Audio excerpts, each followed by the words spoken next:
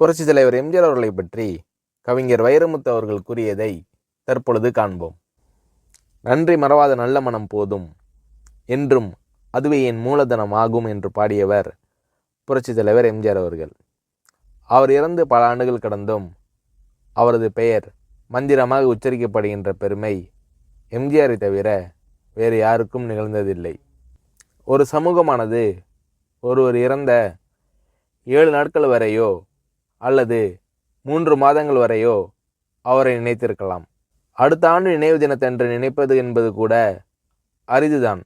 ஆனால் ஒரு மனிதன் மறைந்து பல ஆண்டுகள் கடந்தும் அதே உணர்ச்சியோடும் எழுச்சியோடும் அவரது பெயர் திகழ்கிறது என்றால் இந்த சமூகம் கற்றுக்கொள்வதற்கு எம்ஜிஆரிடம் ஏதோ இருக்கிறது.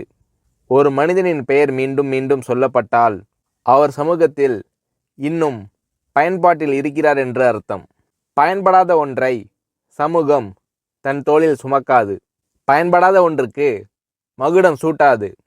பயன்பாடு இருப்பதால் தான் எம்ஜிஆர் அவர்களை இத்தனை பேர் கொண்டாடி கொண்டிருக்கிறார்கள்.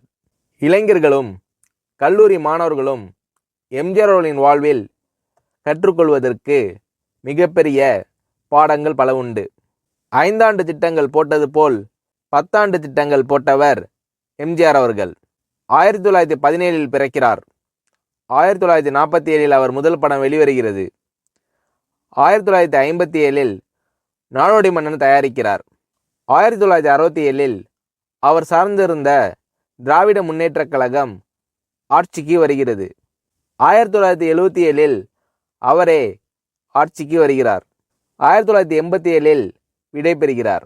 10 5ஆண்டு திட்டம் போட்டு இந்தியா வளர்ந்தது போன்று 10 ஆண்டு திட்டம் போட்டு வளர்ந்தவர் எம்ஜிஆர் என்பதை நாம் புரிந்து கொள்ள வேண்டும்.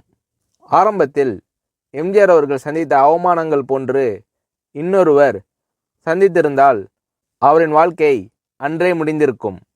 அவமானங்களை எல்லாம் வெகுமானங்களாக்கி கொண்டு வளர்ந்தவர் எம்ஜிஆர். எம்ஜிஆர் அவர்கள் தான் நடித்த முதல் படத்தின் இயக்குனரிடம் தன்னை அடையாளப்படுத்தும் விதமாக தனது முகத்தை திரையில் ஒரு முறை காட்ட வேண்டுமென வேண்டுகோள் விடுத்தார். அதற்கு அந்த இயக்குனர், உன் முகத்தை காட்டும் அளவுக்கு நீ அவ்வளவு முக்கியமானவர் இல்லை என்று கூறி புறக்கணித்தார். ஆனால் அந்த முகம்தான் பின்னாளில் தமிழர்களின் நெஞ்சில் பச்சை குத்தி கொள்ளப்பட்ட முகம். அந்த முகம்தான் மறைந்தும் மறையாத திருமுகம்.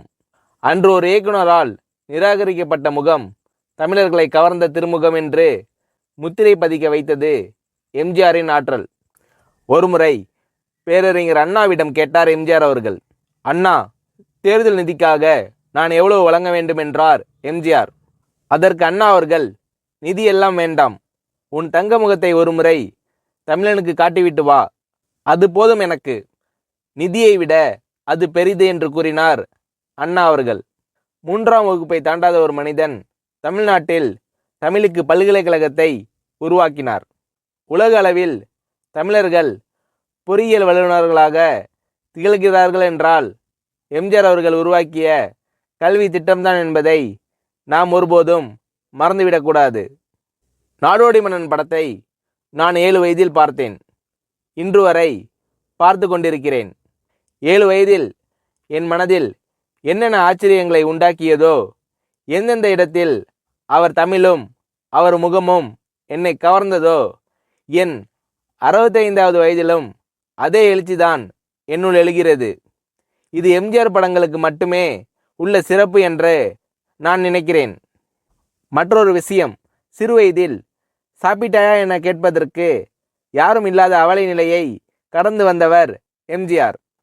அதனால்தான் தன்னை சந்திக்க வரும் அனைவரிடத்திலும் அவர் கேட்கும் முதல் கேள்வி சாப்பிட்டீர்களா என்பதுதான்.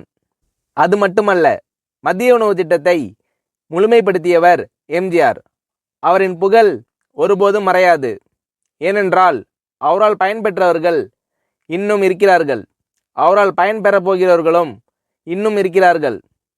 1987 எம்ஜிஆர் அவர்கள் மறைந்தபோது ராஜாஜி அரங்கில் இரங்கல் கூட்டம் நடந்தது. திரையுலகம் சார்பில் நடந்த அந்த கூட்டத்தில் என்னை பேச அழைத்தார்கள். அப்போது நான் பேசிய வாசகங்கள் இப்போதும் பொருந்துகிறது. இரங்கல் கூட்டத்தில் பேச எனக்கு உரிமை இருக்கிறது. ஏனென்றால் எம்ஜிஆர் அவர்களின் திருவுடல் சந்தன பேழையில் இறக்கப்பட்ட போது அந்த சந்தன பேழையின் மீது மண் தள்ளிய சிலரில் நானும் ஒருவன். சென்னைக்கு வந்ததில் இவ்வளோ பெரிய பேரு எனக்கு கிட்டியதா என்று நான் கலங்கி பெருமைப்பட்டேன். அந்த கூட்டத்தில் ஒரே ஒரு சூரியன்தான், ஒரே ஒரு சந்திரன்தான், அதேபோல் ஒரே ஒரு எம்ஜிஆர் தான், அவருக்கு ஈடு இணை எதுவும் கிடையாது என்று சொன்னேன். 1980 தான் நான் பாட்டெழுத வந்தேன். அந்த சமயம் எம்ஜிஆர் அவர்கள் தமிழகத்தின் முதலமைச்சராகிவிட்டார். அதனால் எம்ஜிஆர் அவர்களின் திரைப்படங்களில் பாடல்கள் எழுதக்கூடிய வாய்ப்பு எனக்கு கிடைக்கவில்லை. அவருக்காக நான் எழுதிய பாடல் அவருக்கான இரங்கல் பாடல்தான். அந்த பாடலில் பூமியை தோண்டிதானே தங்கத்தை எடுப்பார்கள், ஆனால் இன்று அந்த பூமியை தோண்டி ஒரு தங்கத்தை புதைக்கிறோமே என்று எழுதினேன். அதன் பிறகு கிழக்கு ஆப்பிரிக்காவில் ராஜு என்ற படத்தில் எம்ஜிஆருக்காக இல்லாமல் எம்ஜிஆர் அவர்களை பற்றி பாடல் எழுத வேண்டுமென கேட்டுக்கொண்டார் வெல்லிஸ் வேந்தர் கணேஷ். உடனே கணேஷ் அவர்களிடம் சொன்னேன், எம்ஜிஆர் அவர்கள் தராத வாய்ப்பை நீங்கள் எனக்கு கொடுத்திருக்கிறீர்கள் என்று சொல்லி பாடலை எழுதி கொடுத்தேன். அந்த பாடலை அவருக்கு நாங்கள் காணிக்கையாக செலுத்துகிறோம். நான் கலைஞர் கருணாநிதி அவர்களிடம் ஒரு கேள்வி கேட்டேன். எம்ஜிஆரை நீங்கள் பிரிந்ததற்காக அல்லது பிரிக்கப்பட்டதற்காக என்றாவது வருந்திருக்கிறீர்களா என்று கேட்டேன். அதற்கு கலைஞர் அவர்கள் சொன்னார், அது ஒரு வகையில் நல்லதாகிவிட்டது.